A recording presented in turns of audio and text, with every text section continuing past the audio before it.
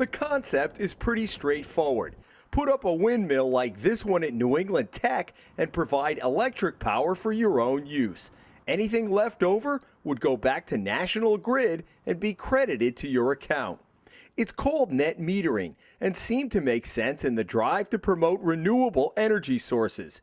But 2 years ago, the legislature tweaked the law and inadvertently opened up a huge loophole. People are gaming the system, using it for something it was never otherwise intended for. North Kingstown Representative Larry Earhart sits on a special House committee to study alternative energy.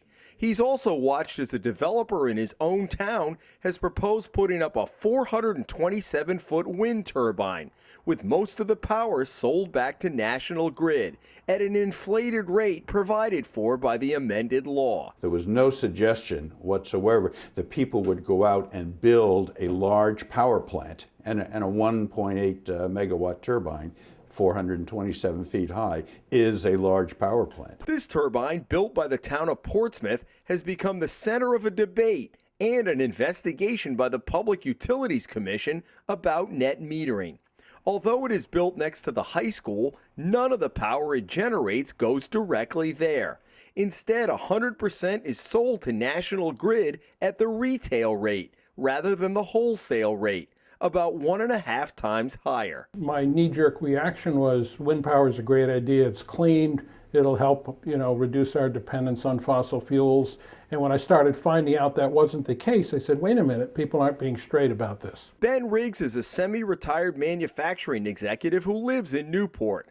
Last fall, he wrote the PUC questioning Portsmouth's arrangement with National Grid, which did not require PUC approval. He raised enough issues that the commission has launched a full investigation and may hold hearings at some point down the line. This was not something to supply the town of Portsmouth. This was a industrial-sized wholesale generation system to compete with normal gas, hydroelectric, and other power sources. So in effect, a mini power plant. A mini power plant that, because of public subsidies, is going to cost the public 3 to 4 times as much as normal power would. They're not really interested in the high school or the town. They're interested in making money to support the town's budget.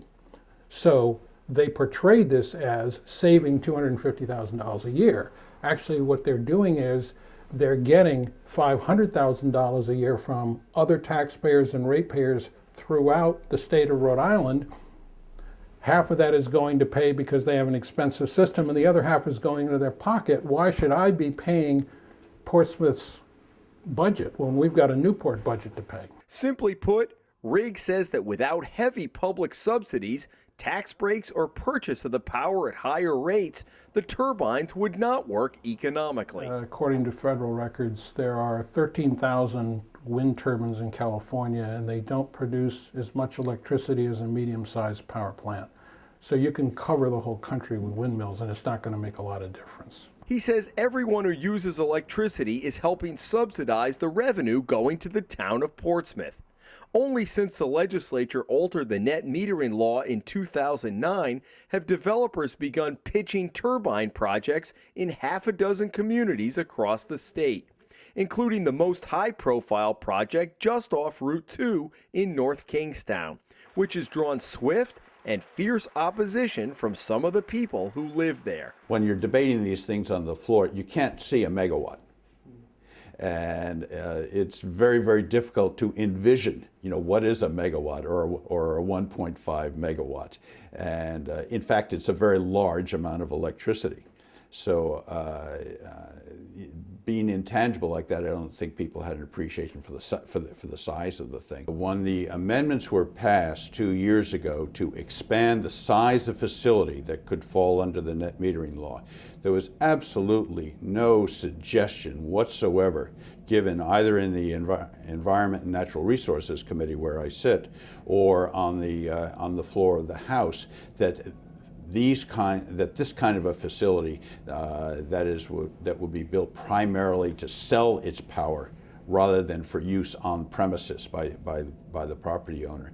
That was never even hinted at in the process. The PUC's decision to take a closer look at Riggs' complaint and the likelihood that the laws might be tweaked again has already put the skids on some proposed wind turbine projects. If you criticize the green energy, then you're seen as being not in favor of green energy. That's a very serious problem, unfortunately, because there are zealots on both ends of the spectrum on this, and people become extremely emotional about it. I'm sorry to say, and one of my great points is that, and I do not disagree at all, we have to do things about carbon emissions. But that doesn't necessarily mean that you have to have the power plant right here in the community. Because if the economics were artificially contrived in the first place, it's not necessarily a bad thing to be tailoring that so it's a more rational set of economics. Ben Riggs is more blunt in his assessment. The only thing green about this is the money. Jim Hummel for the Hummel Report.